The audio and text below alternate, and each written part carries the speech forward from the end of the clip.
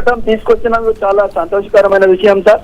ఈ విత్తన చట్టంలో ప్రతి ఎక్కడ కంపెనీలు కూడా రైతు దగ్గర కొన్నందుకు అతని దగ్గర ఎంత క్వాంటిటీ కొంటుంది అనేది కూడా మన గవర్నమెంట్ దగ్గర రిజిస్ట్రేషన్ చేసి ఉండాలి. అతను సంబయ్యాలి, డీలర్ కూడా సంబేసి అప్పుడు ఆ విత్తనాలు కూడా ఎక్కడ సప్లై చేసింది అనేది కూడా అది మన ఇక్కడ ఏ జిల్లాకి ఇచ్చినా అది కూడా రికార్డులో తెలియజేయాలి సార్. ఇంకొకటి ఏంటంటే రైతు పండియానికి చాలా వచ్చినప్పుడు అతని తీసుకున్నా కానీ రైతుకు కానీ కంపెనీ కానీ కంపల్సరీగా రిజిస్ట్రేషన్ అనేది లేకపోతే వాటి మీద చర్యలు తీసుకొని జరిమానాలు కూడా ఏనికి మార్గాలు ఉండాలి సార్. ఎందుకంటే ఇందులో కూడా గత దేశవాళీ విత్తనాలను కూడా ఈ లెక్కలో తీసుకోవాలి సార్. ఎందుకంటే వాటిని వెనుకట రైతు విత్తనాలు హక్కు చట్టంగా ఉండేది సార్. మాకు ఆ రోజులలో మొత్తం కుండలలో నింపి దాని నిండా బూడిదని నింపి కుండలో దాచిపెట్టుకొని తర్వాత తీసి వాడుకున్నారు సార్. ఈ హైబ్రిడ్ విత్తనాలు వచ్చిన తర్వాతనే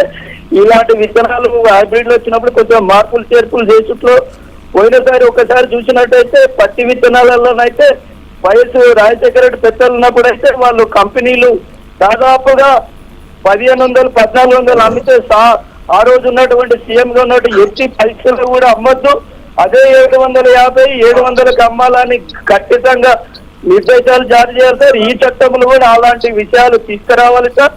ఎందుకంటే మంచి రాబోయే రోజులలో రైతులకు మేలు జరగాలంటే కఠినాత్మకంగా శిక్షలు 50,000 కాకుండా ₹1,00,00,000 మీద జరిమానా అయ్యాలి సార్. అతని లైసెన్స్ కూడా రాబోయే రోజులలో క్యాన్సిల్ చేయాలి సార్. ఎందుకంటే రైతుకు మంచి విత్తనం అమ్ముకునేందుకు కొనేందుకు రైతు అయినా బాధ్యుడే సార్.